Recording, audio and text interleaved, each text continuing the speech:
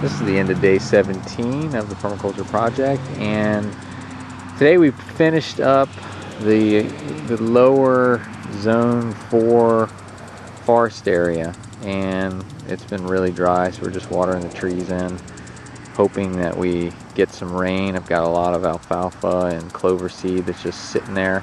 In fact, some of it started to germinate, which worries me, because if it dries out after that and we don't get any rain after it germinates, all that stuff might die, which would be bad. But anyway, so we have this zone 4 farm forestry kind of area. It's basically a central Pennsylvania mimicked forest, and what I did was I sort of designed using triangles, and the triangles are 40 feet apart at each point, and each point of the triangle I put a tree. So we had 3 different trees on the points, and then inside the triangle we had 9 other plants that went inside. So basically what we ended up having was honey locust and black locust and tulip poplar and red oak, white oak, shagbark hickory, blueberries and huckleberries, red buds and alders and chestnuts, and I think that's about it. There might be a couple other plants that are in there that I'm not thinking of. Oh, there's also red maple, I think, in there, and Kentucky coffee. I know there's quite a few Kentucky coffee trees.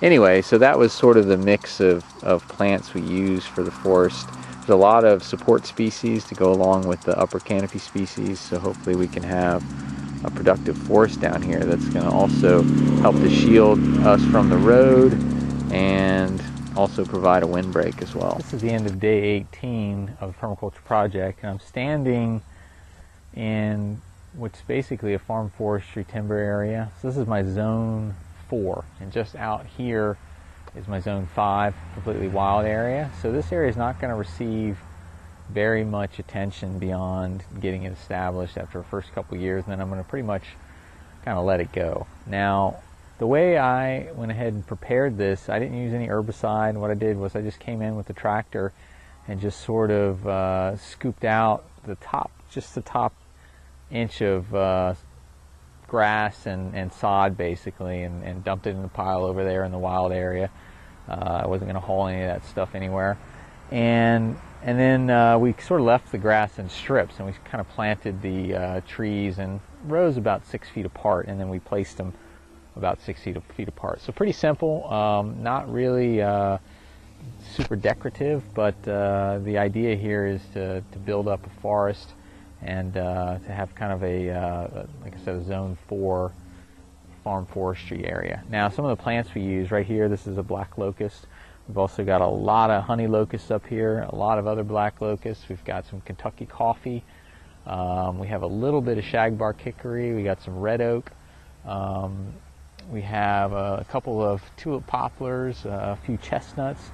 But for the most part, the predominant species up here is black locust and honey locust. And the main reason I did that is because, like I said before, this is not an area I want to tend very much. And these are trees that sort of do very well kind of left to their own devices. So after we got everything planted, we went ahead and put down a red clover ground cover, and then we put straw over top of it, and we mulched around all the trees pretty heavily with straw, and then I ran a hose and a sprinkler up here. We've got about 87 trees up here, so I ended up having to move it 3 or 4 times.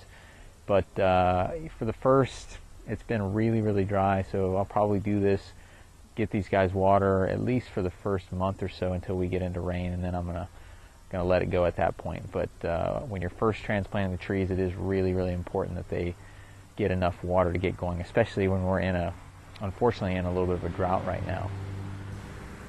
This is just a quick walk through my little forest area.